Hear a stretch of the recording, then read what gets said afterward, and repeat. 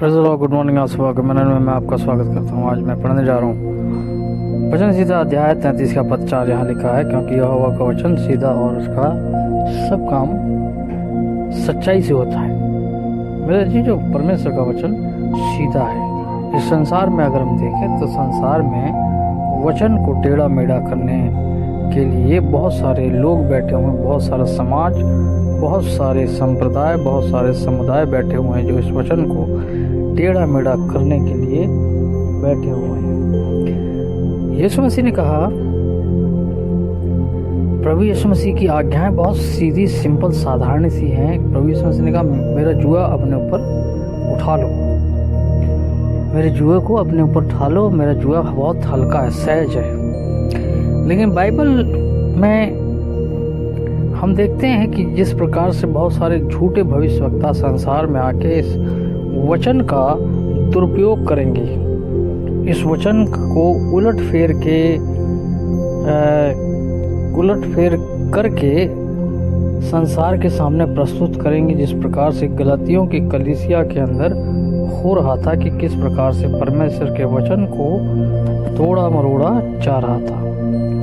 मेरे जीजो, जब हम परमेश्वर के वचन के विषय में यहाँ पर मनन करते हैं, सीखते हैं कि परमेश्वर का वचन सीधा है, सिंपल है, साधारण है।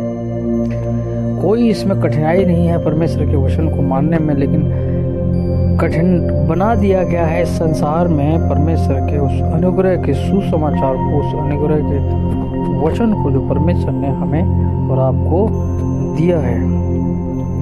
बाइबल में लिखा है कि जब मनुष्य के ऊपर व्यवस्था लादी जाती है, थोपी जाती है, तो उसका जीवन बहुत ही जटिल हो जाता है।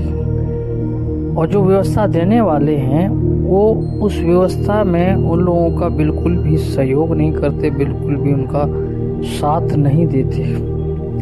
वो उन्हें व्यवस्था के तले दबाए रखना चाहते हैं ताकि उनका जो काम है, जैसे सदूकी फरीसियों का काम है, चल रहा था उस समय, उनका चलता रहे।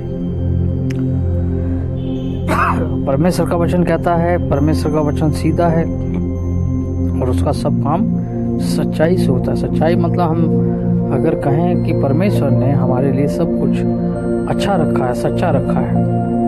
आने वाले समय में बेशक संसार की कुछ आवाज़ें, संसार के कुछ लोग आपको कहें, संसार के कुछ अपने तौर तरीके कहें कि नहीं, ये गलत किया है परमेश्वर की नज़र में आपने, या आपके जीवन में ये गलती है, तो मेरे जी, जो वहाँ पर आपको परमेश्वर के वचन को याद करने की आवश्यकता है कि किस प्रकार से परमेश्वर ने कहा कि उसका वचन जो है, उसका जो काम है वो सच्चाई से होता है।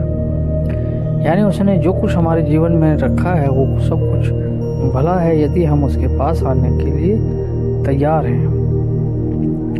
वो सारी आपकी चिंता, हमारी चिंता को लेना चाहता है तब जब हम उसे अपनी चिंता देने के लिए तैयार हैं। किसी भी प्रकार की चिंता हो सकती है आपकी, किसी प्रकार की मानसिकता हो सकती है। हो सकता है आप सोच रहे हो कि मैंने पाप करें, गुनाह करें। परमेश्वर का वचन कहता है कि उसने हमें माफ़ कर दिया है, हम उसमें धर्मी हैं। जब हम उस पर विश्वास करते हैं, अर्थात यीशु मसीह पर जब हम विश्वास करते हैं, तो विश्वास करने से मात्र हम धर्मी ठहरते हैं। परमेश्वर के ऊपर विश्वास, यीशु मसीह पर विश्वास करने से हम धर्मी ठहरते हैं। और जब धर्मी ठहरे तो मेरे अजीजों, हमारे लिए प्रतिफल भी है। जिस प्रकार से परमेश्वर का वचन कहता है कि विश्वास में चलने वालों के लिए परमेश्वर की तरफ से बहुत बड़े बड़े प्रतिफल हैं। प्रतिफल का मतलब होता है, सिंपल साधारण भाषा में कहें कि हमारे लिए बड़ी बड़ी परमेश्वर ने आशीषें रखी हैं। तो मेरे जी, जो ये आपके साथ उस अनुग्रह के सिंहासन के तले आए, प्रभु से मांगे कि प्रभु हमें तू क्षमा कर और अपने वचन को जो सिंपल और साधारण है मानना सिखा, उसके पीछे चलना सिखा, ताकि हम तेरी आशीषों को प्राप्त कर सकें।